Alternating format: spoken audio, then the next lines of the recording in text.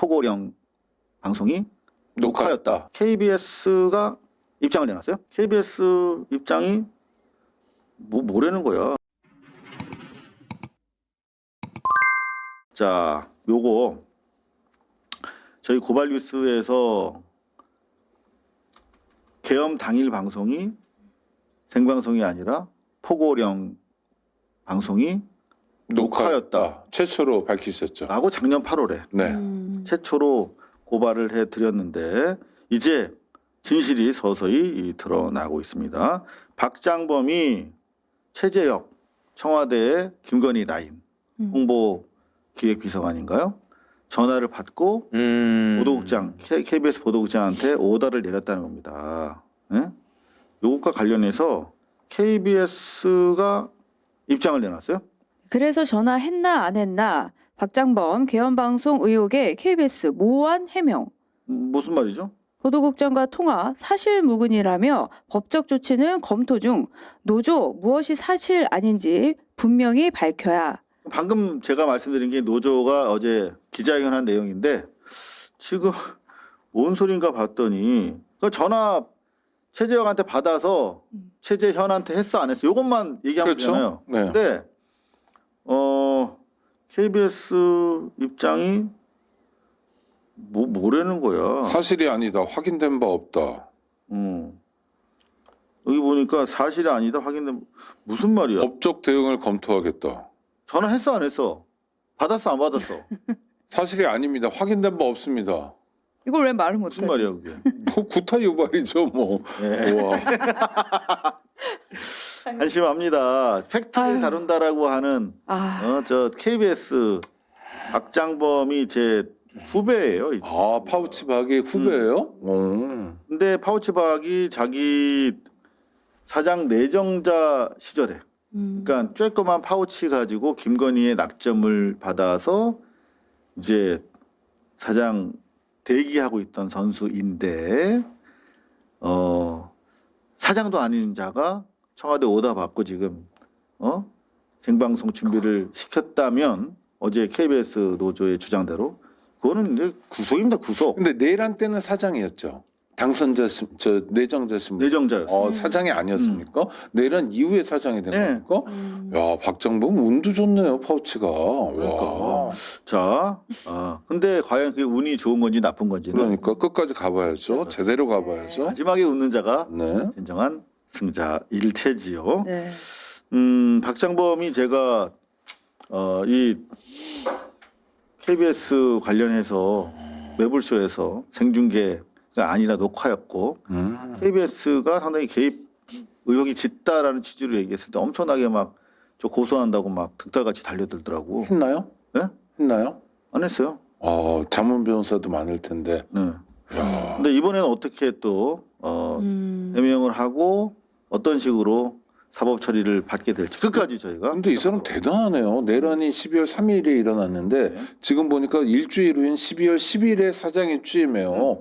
굉장히 용감한 사나이네요. 그러니까요. 와, 배는 게 없는. 저 와, 같으면 그냥 이제 사장 안 할랍니다 이랬을 때. 못하죠. 와. 그런가 하면 대통령이 지금 제일 싫어하는 게 110억 대 110조가 지금 세금을 추징을 거부하고 있다는 거야. 110조. 우리가 걷어들여야 되는 돈이 110조가 있어. 네네. 그거 완전히 끝까지 체납. 에 네. 끝까지 추적하겠다는 거거든. 노컷 뉴스. 네, 생필품 비싼 이유가 있었네. 가격 담합 등 4천억 탈세 조사. 네, 17개 와. 세무조사 들어갔고요. 그리고 생리대 반값 생리대 나왔다 그러죠? 네, 대통령이 콕 집은 생리대 비싼 이유 있었네. 결국 세무조사 철퇴. 아이고 무셔라.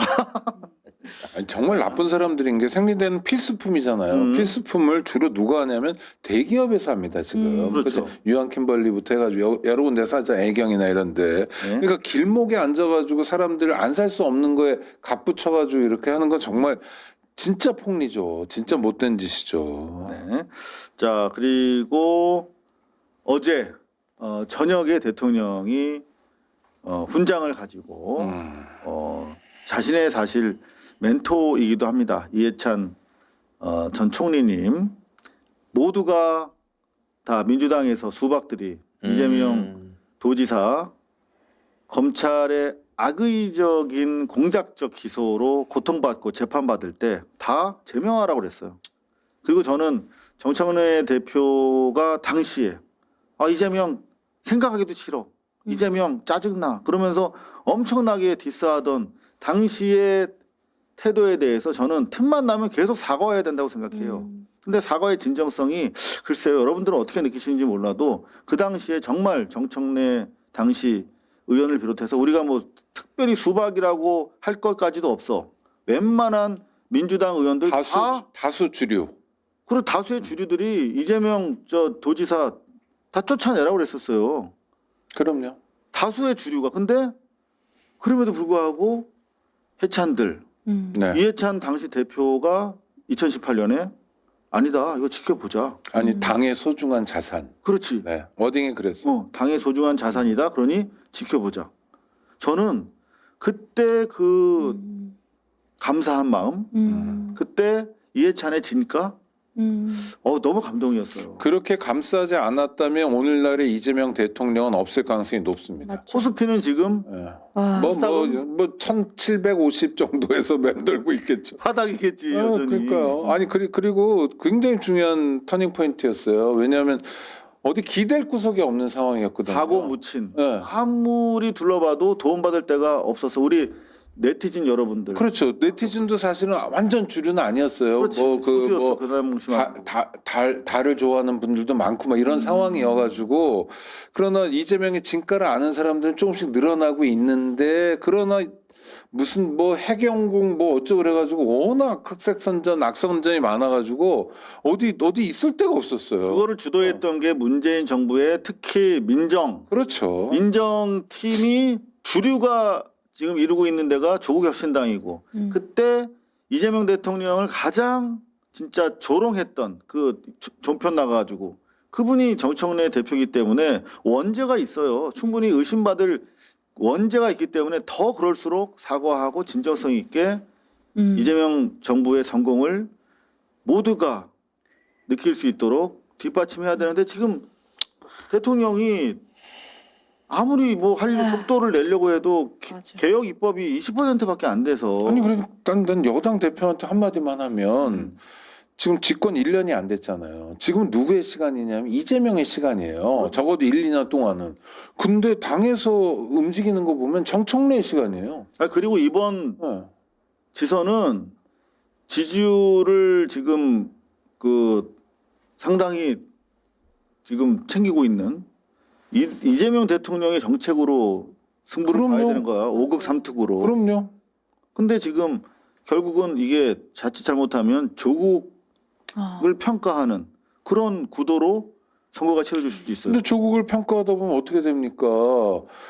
내로남불. 그렇죠? 옛날에 조국 사태 때 사람들이 조국이 너무 당한다고 생각하는 사람도 많았지만 아이고 좀 비루하다 저렇게까지 하냐 또 많았어요. 공정성 논란을 자초한 측면이 있어요. 그렇다고 저렇게까지 도륙을 시켜야 되느냐는 별개로. 그다음에 또 뭡니까? 최근에도 조국 혁신당의 성비위 사건 같은 거 성추행 사건 아직도 해결 안 되고 있잖아요. 근데 그 리스크를 민주당이 다 받아 안아야 되거든요. 그럼 그걸 훨씬 넘어서는 정치 공학적으로만 봐도 훨씬 넘어서는 뭐 장점이 있어야 되는데 잘 모르겠어요. 그리고 근데 그 대응 과정에서 말씀드리면 죄송합니다만 제가 취재를 해보니까 대통령이 평상시에 가지고 있었던 지론이긴 해. 그리고 그런 물밑에서 이야기가 있었던 건 맞는 것 같아.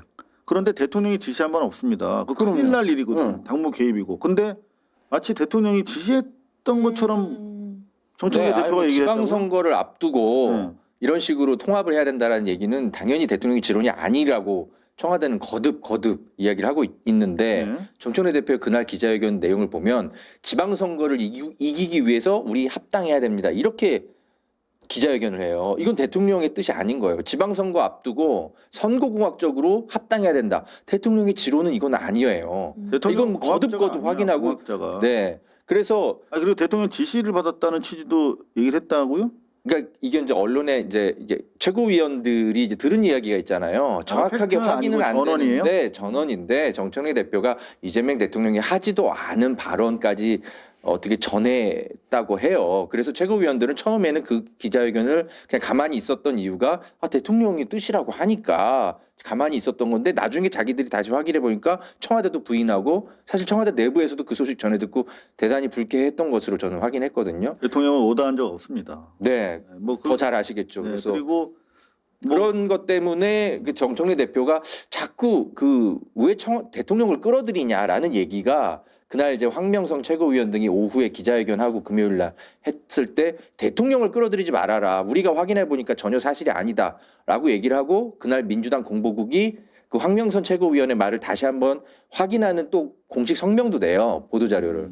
그러니까 정청래 대표가 확실히 최고위 비공개 최고위 때 이재명 대통령이 하지도 않은 발언을 가지고 최고위원들을 설득해둔 것 아니냐라는 의혹이 지금 나오고 있는 겁니다. 게다가 합당을 해서 좋은 점이 있어야 돼요. 그런데 실제로 좋은 점이 있느냐 민주당 입장에서 전 모르겠어요.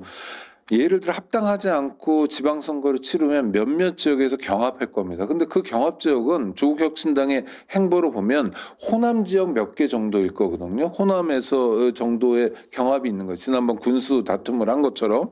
그리고 그거 말고는 별 영향을 미치는 게 없을 거예요. 아니면 이제 진보당이나 그다음에 뭐 기본소득당하고 비슷한 행보를 밟을 수밖에 없거든요. 그래서 일부 지역에 선거 연대가 있을 수도 있고 없을 수도 있고 이 정도예요. 그래서 대세에 영향이 없어요. 아니 근데 오히려 저는 대세에 악영향이 그러니까 제가 지금부터 얘기할 게 그거예요. 그러나 조국 리스크는 그대로 다 와요. 그다음에 갑자기 조국이 민주당의 대선 주자처럼 설명이 되기 시작할 거예요. 그러겠죠. 그러면 조국의 얼굴이냐? 여기에 대해서 이재명의- 동의하지 못하는 사람도 많을 것 이재명의 같은데. 민생 그리고 실용주의가 평가받는 구도가 돼야 되는데 지금 이재명이 자꾸 사라지는 거 아닙니까? 이재명의 성취가 좀 그런 점에서 중도 확장 이뤄놓은 60%가 넘는 이 고공 지지율을 그대로 선거 전에 활용을 해야 되는데 이제 그렇게 안 될 가능성. 후보들은 오매불만 그거죠. 그다음에 그 발표한 날도 웃기잖아요. 그날 아니면 그 다음날 전날 뭐 이렇게 해가지고 코스피 5천이 딱 보이잖아요. 왜 그 상황이냐? 아니 그러니까 합당 발표는 언제든지 할 수 있잖아요. 또 뭐 절차도 문제예요. 원내대표도 몰랐다는 거 아닙니까? 최고위원들도 모르고 적어도 그 사람들 그러니까 뭐 10명 안짝의 사람들은 알아야 되는 거 아닌가요? 뭐 이것도 의아하고 네, 의아한 게 많아요. 네. 네. 우리 해찬들 얘기하다가 또 여기까지 네. 왔네요. 네.